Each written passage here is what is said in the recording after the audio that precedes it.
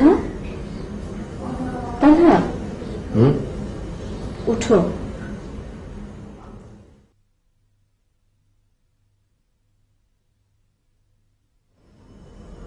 কিছু বলবে? নামাজের জন্য তৈরি হও। ও, ফজরের আজান হয়েছে? অনেকদিন পর বাড়ি ফিরেছ, দুজন মিলে একসঙ্গে তাহাজ্জুদ নামাজ পড়ব, আল্লাহর কাছে কিছু চাইবো। বেশ তো, তুমি আগে তৈরি হও, আমি আসছি। আচ্ছা।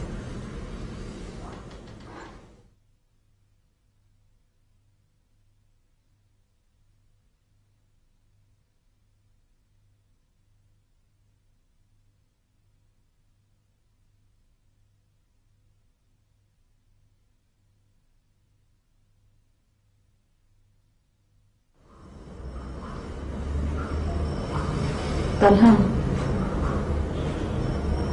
তোমার কাছে একটা পরামর্শ চাচ্ছি। বলো।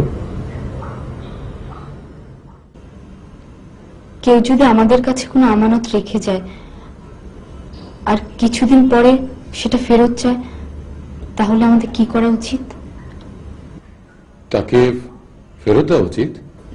না, ধরো অনেকদিন তো একটা জিনিস কারো কাছে থাকলে তার প্রতি মায়া মমতা জন্মে যায়। তখনও তাকে ফেরত দেওয়া উচিত। আল্লাহ তোমার আমার কাছে যে আমানত রেখেছিলেন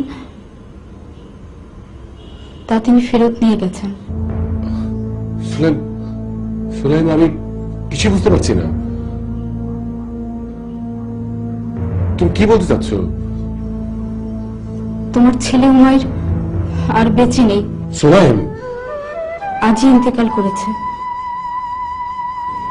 আজ বিকেলে। এই কথা তুমি আমাকে আগে বলেন কেন? অনেকদিন পর ঘরে ফিরেছ, তাই তোমাকে কষ্ট দিতে চাইনি। আমি গোসল করিয়ে কাফন পরিয়ে পাশের ঘরে রেখে দিয়েছি তোমার জন্য।